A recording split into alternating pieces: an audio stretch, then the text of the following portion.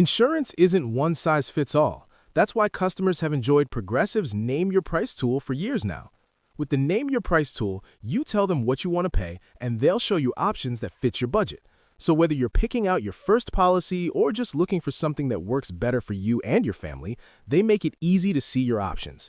Visit Progressive.com. Find a rate that works for you with the Name Your Price tool. Progressive Casualty Insurance Company and Affiliates. Price and coverage match limited by state law. Brought to you by the Capital One Savor Card. With Savor, you earn unlimited 3% cash back on dining, entertainment, and at grocery stores. That's unlimited cash back on ordering takeout from home, or unlimited cash back on tickets to concerts and games. So grab a bite, grab a seat, and earn unlimited 3% cash back with the Savor Card. Capital One. What's in your wallet? Terms apply. See CapitalOne.com for details. This is Talkin' Rock. Talkin' Rock. Your backstage pass to some of your favorite rock artists. Here's your host, Meltdown. I feel lucky to talk to rock stars like Kelly Keagy, and we're doing it once again here on the Talkin' Rock podcast. It's really cool to connect with Kelly. I've had a chance to meet him before, real briefly. But this is the first time I've ever had a chance to really talk with him. And he was super fun to talk with. Great stories. Talked about playing here and Harpos and, in Detroit here. Now, listen, if you guys are out of town listening to this right now, Harpos is a famous rock venue for rock and metal bands going back decades. But it is in, let's just say, a not-so-great part of town. And Kelly talks about that. The love they got right here from everybody in the Midwest. He talks about why did they shoot that video for Don't Tell Me You Love Me. They were all over MTV back in the day. He explains that as well and much, much more. It's kind of funny. I had to bust his chops a little bit because he does kind of resemble Chad Smith and Will Ferrell. He had a response for that as well. If you're listening to this in the Southeast Michigan area, they're playing the Motor City Casino Hotel. And that's at Soundboard on Sunday evening. And I'm going to be there. I saw the show last year, right around the same time, almost the exact date.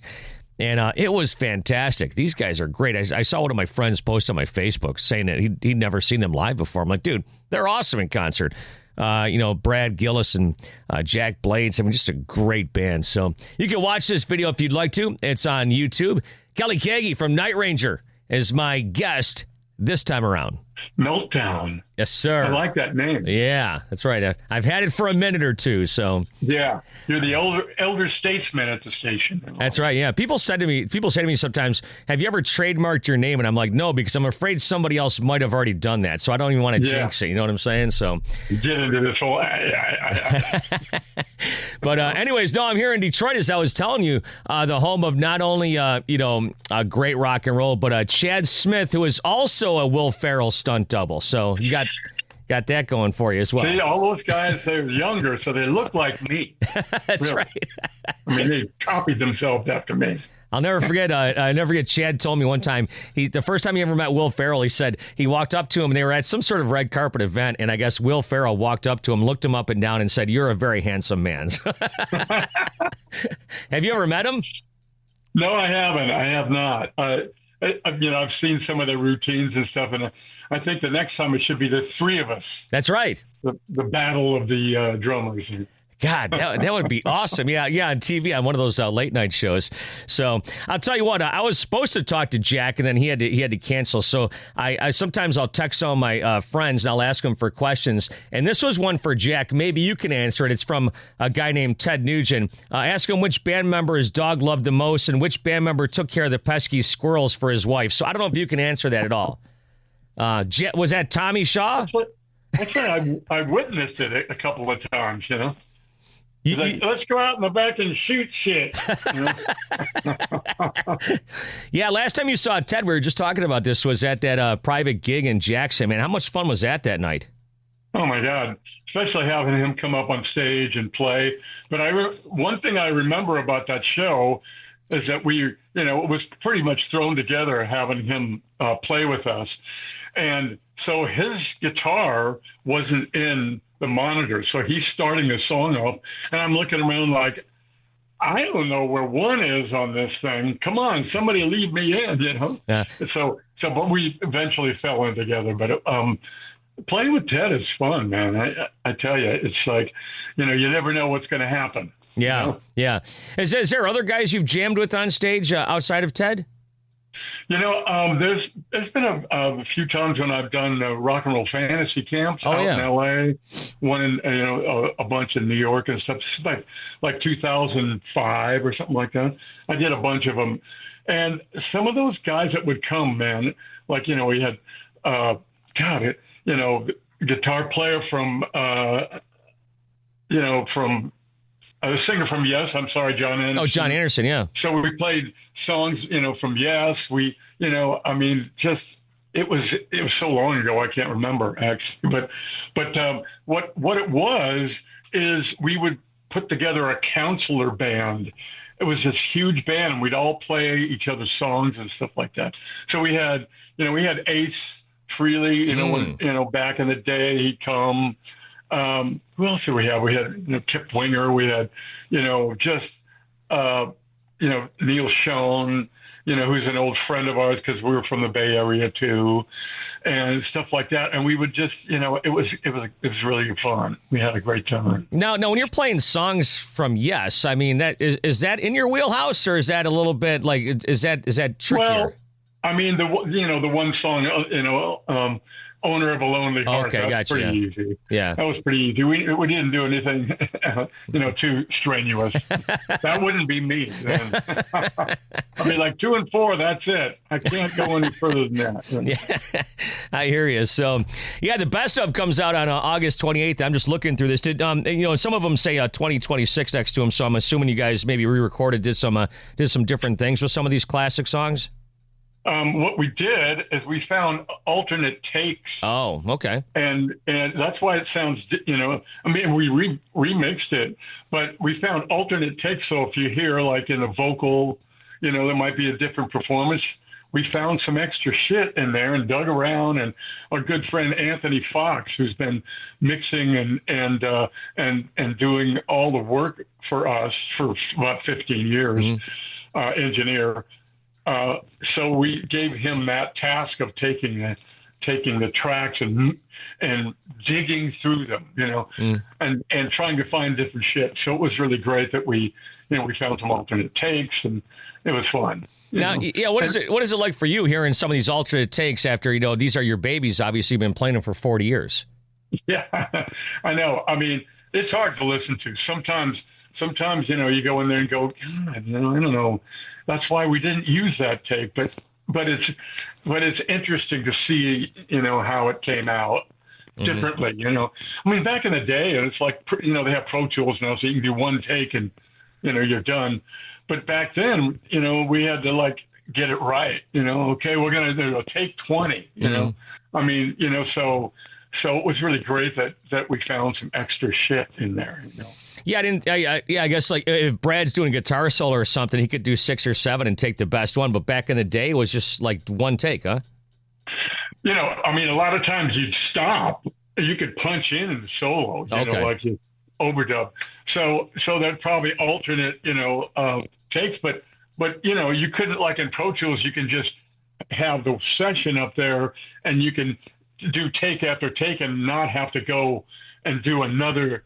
Have a different session. When it's on tape, you have to you have 4 or 5 different takes, and then you punch in on those if it's a solo or a vocal, and then you have 5 different masters basically. Yeah. So I mean that's where you find that dig through it. Yeah.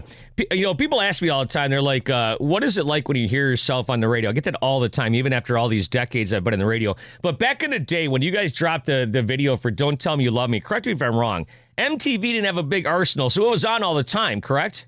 It was. It was, it was like probably, I don't know. I mean, who knows? We weren't watching it 24/7, but I think it was like, they had 10 videos in the beginning or something, and ours was one of them.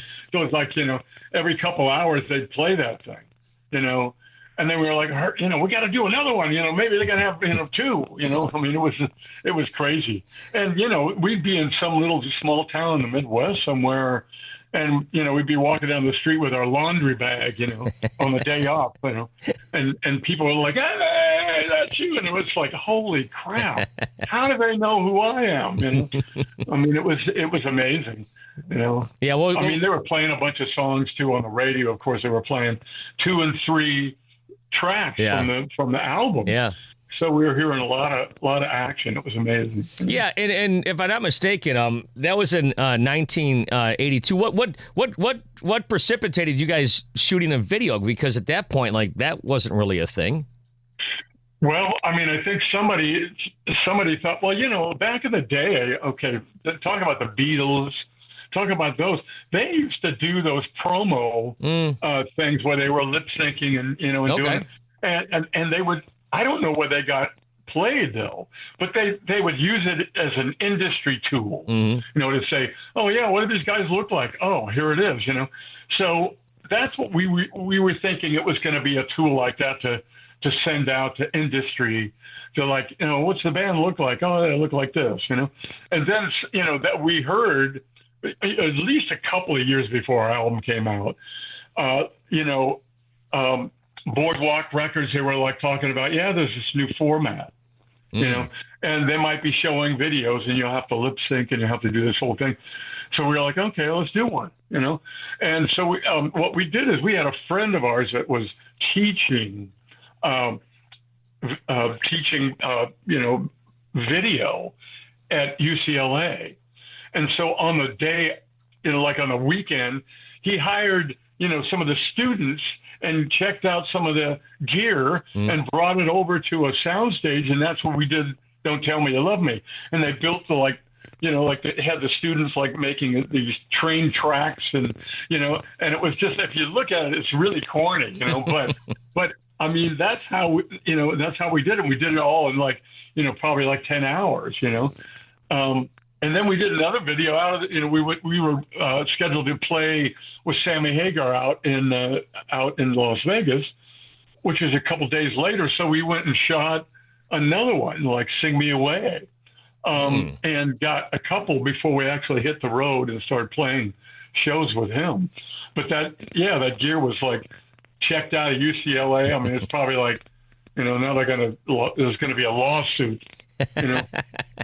So what is it like? You put that video out, and like you said, people are recognizing you walking down the street. But now you're playing gigs now with Sammy and whatnot. You guys kind of broke pretty quick, didn't you? Well, I mean, what we did is we went right to where the radio stations were playing us, and the first radio station actually in the country that played us was WMMS in Cleveland. Oh yeah, and so they started playing us.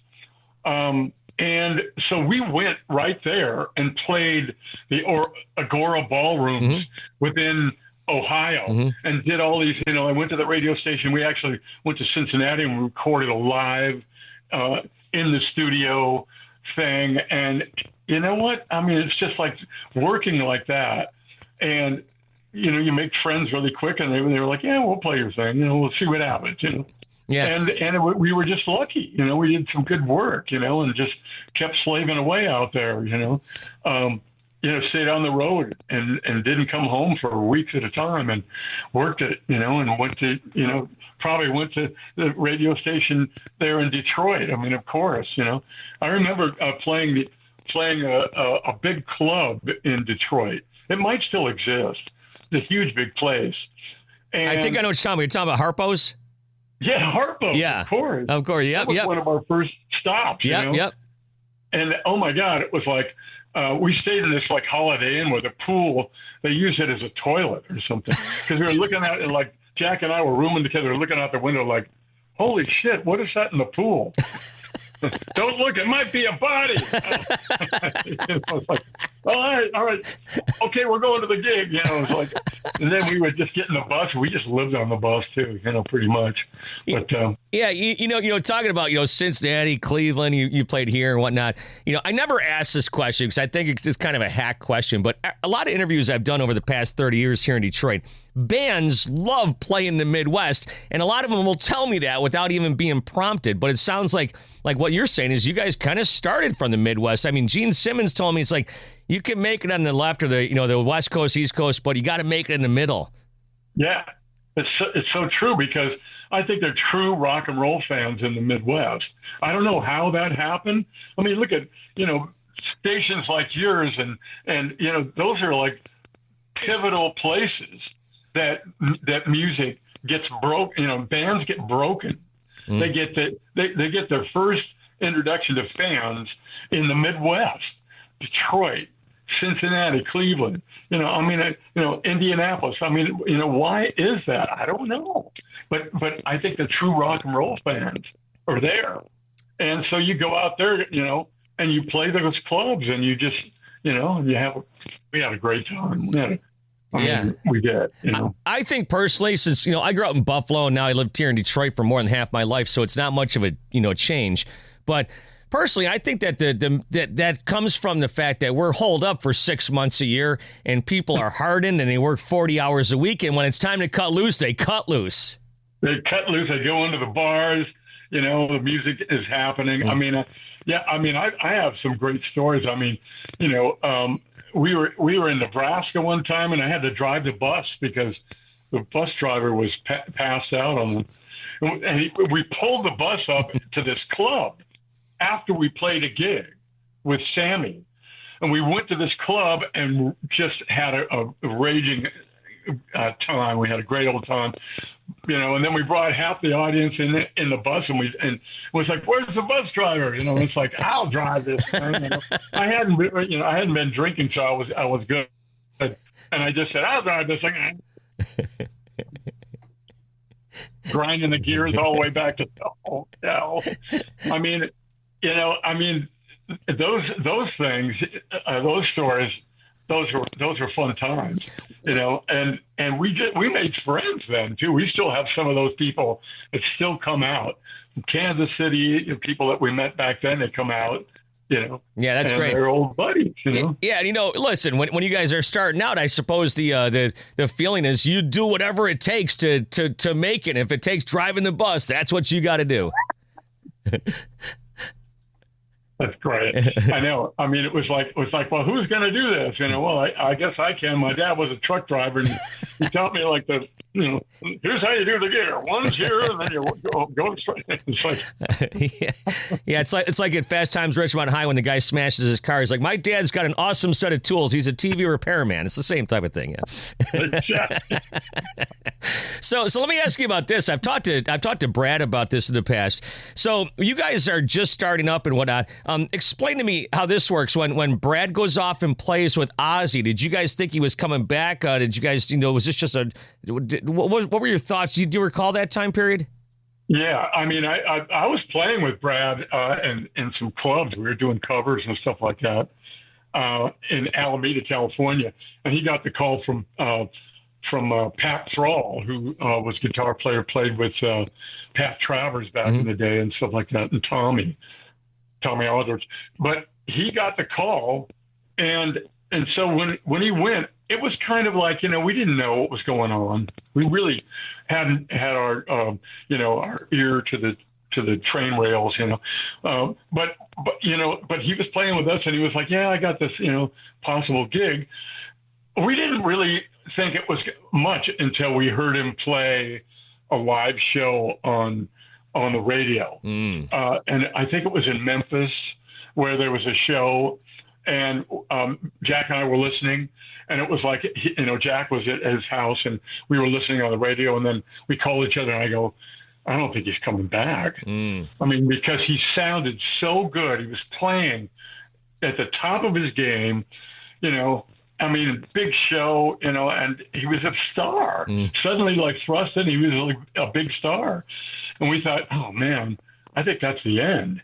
And and we only had a handful of songs that were on the first album, so and they were just demos, So I don't know, we were kind of shopping the tape at the same time, and it was months later, like when he came back, for some reason, I think that, we got an offer before he was done with the tour, and we were trying to figure out, what are we going to do? But, Brad said, I'm coming home. The tour's over. I don't know what's happening, but if we're still in there, let's go in the studio. and finish this record, and so the money wasn't even flowing. I think Brad came home with a paycheck and said, "Well, I'll put the money up for the studio to get started." It was like $5,000. Okay, let's go. And we had 4 songs that were masters already, and they weren't even the big hits. They were like, "Can't Find Me a Thrill" and "Play Rough" and some of the deeper tracks on there. And so. That's how it happened. And then it just turned out that, I was just going to take a big break. He'd had enough of the tour and, it got to make another record down the road. And Ozzy came to the studio while we were actually making the first album with his head shaved. Oh, yeah, yeah. It was like that. They did the Texas Jam. Yeah.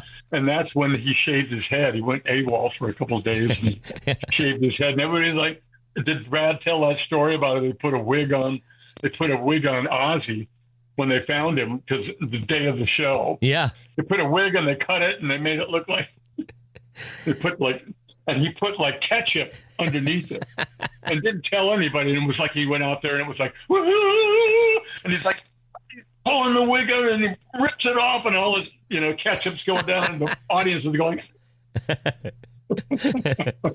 ripped his skull. Didn't say his skull. I didn't hear that story. I know Rudy's told me that that when they were playing that Texas show, I think he said it was so hot out and Ozzy's wig only lasted a few songs because he was just dripping in sweat, and the whole thing. This episode is brought to you by Progressive Insurance. Do you ever think about switching insurance companies to see if you could save some cash? Progressive makes it easy to see if you could save when you bundle your home and auto policies. Try it at Progressive.com. Progressive Casualty Insurance Company and Affiliates. Potential savings will vary. Not available in all states. This message is brought to you by the Capital One Venture X card. Venture X offers the premium benefits you expect, like a $300 annual Capital One travel credit for less than you expect. Elevate your earn with unlimited double miles on every purchase, bringing you one step closer to your next dream destination. Plus, enjoy access to over 1,000 airport lounges worldwide. The Capital One Venture X card. What's in your wallet? Terms apply. Lounge access is subject to change. See CapitalOne.com for details. But yeah, today's the 1-year anniversary of Ozzy's passing. Outside of that, do you have any other Ozzy stories? I mean, that's about it. I think, that was a close encounter with him, I mean, it was great. He came down and kind of like, all right, I bless you boys. Good luck with your album, I mean, and then we did play in Kalamazoo, Michigan, with Ozzy back in the day. And Ozzy was headlining. I think it was like, Quiet Riot, Rat, Us, bunch of bands. And, Rudy had quit Ozzy to go and be with Quiet Riot and do their first album. And so when we were in the hotel room that night before the show, just raging. We were just like, all the bands were in there. It was wild. And Ozzy went over to Rudy and he tried to hit him. He's just like, yeah, quit my band. It was like, I mean, and so there was this whole kind of tension the next day when Kevin Dubrow showed up. He had like a couple bodyguards, like worried that Ozzy's going to come out there and take a hit on him, Now, is this all? Are these all stories that might appear in an upcoming autobiography of yours, or what? Not of mine so much, maybe Brad's, but I mean, these are stories that we all remember, together. Who knows? I mean, I'm thinking about doing that just because I don't know, it's like that time, the age, you don't know how much longer. I mean, I'm going to be 74, Oh my God. I didn't think that at all. I'll still, feel strong, and everything like that. Everything's good. But, it's like, how long can you travel like this, So that's what that's about. I'd love to tell a story. I'm sure all of us have great stories. I mean, I have a couple of stories that Jack tells, man, and I'll let him tell you that story about Sly Stone, I mean, it's a great story. Obviously, like he was an unknown, but he got the jam with Sly. That was like, hey, boy, you know, we hear you play bass guitar, and then they rolled an amp in there, and they were in the studio, and you know, and all Sly and the Family Stone, they were all there like, you know, check out this white boy, see what he can do. You know? I mean, it's a great story. He'll tell it sometime, and then you'll be like, whoa. I would imagine, you know, listen, you want to, you know, tell your story, but I mean, you know, you got kids, grandkids, the whole thing. They want to hear what their dad and grandfather did, right? It's like, so maybe why. But then again, I guess you got to maybe you have to tame down some of the stories, right? You just lie your ass off and make it like, you know, yeah, I was a junkie, you know. Hey, when did you decide to sing? Did you sing first, or did you play drums first? You know, I was kind of learning both at the same time. Oh, you know, I was with you know, a couple of guys from the neighborhood. And, you know, we were just like listening to Steppenwolf and, you know, and just like, you know, all the early 60s stuff. And, you know, and some of us, you know, could sing. And I didn't even know if I could sing or not, but we kind of like would pass the mic around. I think I can do this one, you know. And, you know, it was like those days where you all plugged into one amp. You know, including the microphone, you know, and it'd be like squealing and just noisy and you know, and that's how it happened. You know, I just started to figure out how to play and sing at the same time. But I think, man, I gravitated towards singing more because, you know, when you're hearing songs and you're a kid, vocal, first thing you hear, you know. So yeah, it was kind of like that, you know, and then I kept doing it, you know, and then when I got in junior high and high school, I started stepping out front and playing, you know, and having, you know, some of the guys that were better than me playing drums and like, you play, you know? So it was awesome. I was trying to think before I talked to you. I had Peter Criss here in the studio a few months ago, but there's not many singing drummers that I could think of. Yeah, Dean Casanova comes to mind. Yeah, Dean, yeah. Who could sing like crazy, like sounds like Steve Perry. He always says that Steve Perry was one of his favorite singers as he was growing up. And I knew Dean way back when, before Journey, before when he was playing with, he was straight out of Portland. He was out of Portland, Oregon, playing with Tony McAlpine, who was a guitar player. Yep. And that's where I met Dean, when it was just an instrumental band. But I never knew he could sing back then, until I was doing a rock and roll fantasy camp in Columbus, Ohio. And we were in the parking lot and doing this whole thing. And then one of the bands that won the competition would open for, it was Journey and Def Leppard. And Dean sang, at least for the first time that I ever remember, sang from behind the drum set, and he sang like faithfully. And I was pissed because I knew, I go, you motherfucker, you know, how do you, you know, I was just kidding, of course, but it's like, fuck, man, where did you fucking learn how to, and he just like looked at me like, you know, like, I got you on that one. Like, I'm going to trip you next time.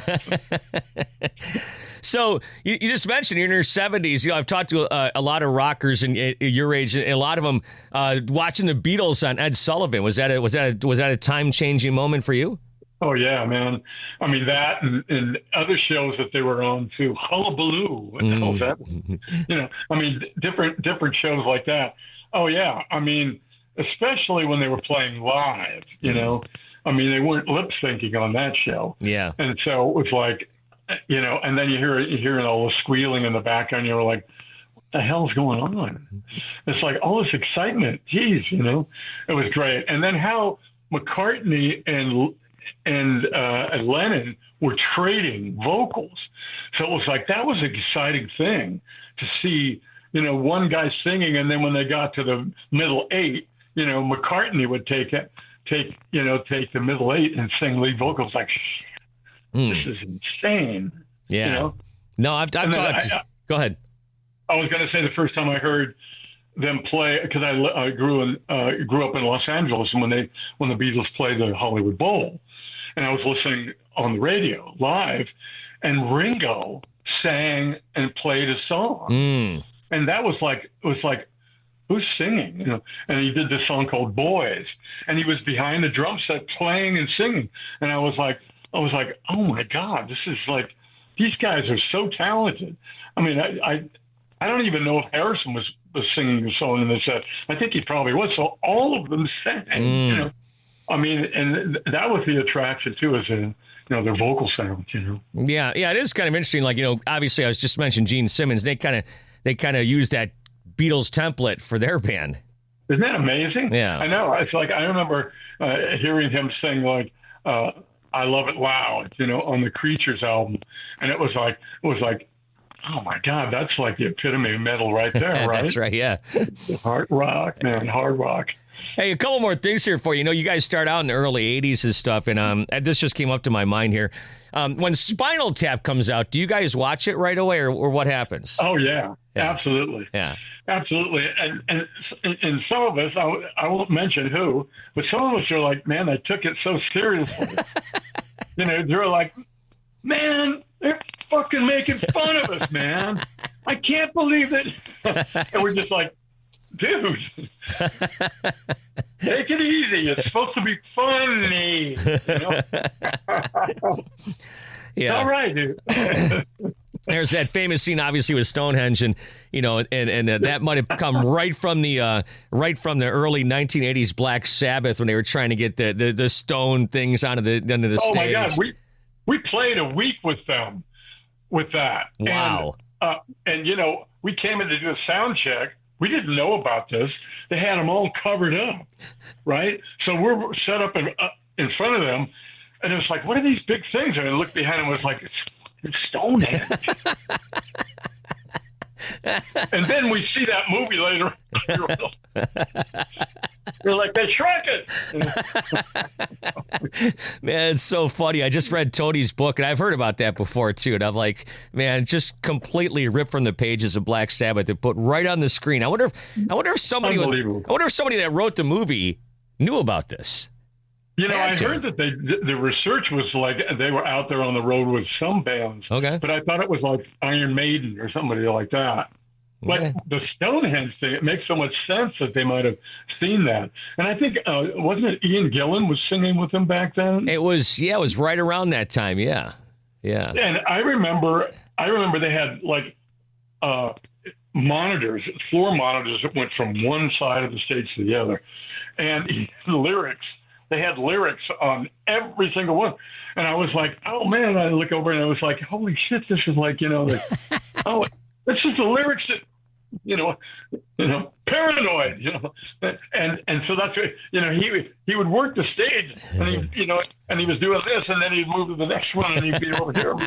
It was like, this is awesome, man. I can't believe I'm witnessing this. This is like history. You know? That's great. Yeah, because I think he did talk about that in his book. How, Ian didn't know any of the words. So they had to tape him out of the floor. Yeah, right, you know? Exactly. Hey, a final thing here for you. What's the biggest like rumor or non-truth you've heard about Night Ranger? Oh my God. I mean, I don't think there's any. I mean, we're lucky that there wasn't anybody recording back in the day. I mean, there was shit that went on, but nobody found out about it, or nobody took pictures. There was no phones. I don't know. You know, that's a good question. I mean, the rumors about, you know, they're probably just stuff that everybody knows about how we came up with songs and, you know, and all that kind of stuff. That whole thing, everybody's probably told that story about how when we were writing Sister Christian and, you know, and you can still rock an American. It's like, you know, where are these stories coming from and stuff like that? You know, the thing with Sister Christian was about my sister and I had no lyrics. Yeah. So there's that story. I mean, I don't know. God. And by the way, like some bad things, people go, "Oh, really?" And by the way, Sister Christian died one night on stage. Yeah, Jack Blades has all the lyrics written out, all the songs. No, Sister Christian was used in some commercials too, right? Yeah. Yeah, some of them, which were pretty questionable. And, there was one about chicken clucking. It's like we didn't own the right, like the full rights, so we couldn't like protest. Like, no, we're not going to use that. We had to sign away our publishing, or at least half of it. Wow. When we first signed our first thing, so it was like we had no rights at all. They could use it for whatever, for suppository. I mean, you know what I'm saying? It's like they could use it for anything. And I remember they sold it, and it was like a chicken commercial, for chicken, for like Foster Farmed or chicken. And it was like they were going la la la la la la la la la, and I was like, oh my God. Oh. And you weren't even getting any mailbox money from that if you sold it, your rights, right? No. Man. A little bit, maybe. Yeah, a little bit. They all got it over there. Yeah. Well, Kelly, really great to talk with you. We'll see you Sunday. I'm going to be at the show with Scott. And, of course, that's at Soundboard where I saw you guys last year before that gig in Jackson. That's a cool place to play. Great. Yeah, we love that place. That was like the first time we played there, I think.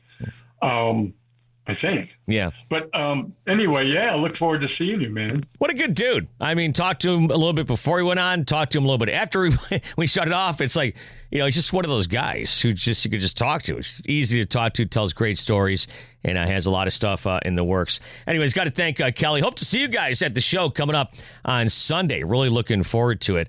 It should be a lot of fun. Hey, I've got this interview I did with Bones from Kid Rock's Twisted Brown Trucker Band. Bones is the keyboard player, and he's he's going through some rough times right now, health-wise and whatnot. But I did part one of an interview a couple weeks back, and I'm going to post that maybe even as early as tomorrow, as I record this on a Thursday, maybe even as early as Friday. He tells awesome stories. And if you're a Kid Rock fan, or if you're just a fan of Detroit music, or if you're in Detroit, this is going to be an awesome listen. So like I said, it's only part one because after a half hour, I'm like, dude, we barely scratched the surface. And I was kind of trying to go in chronological order.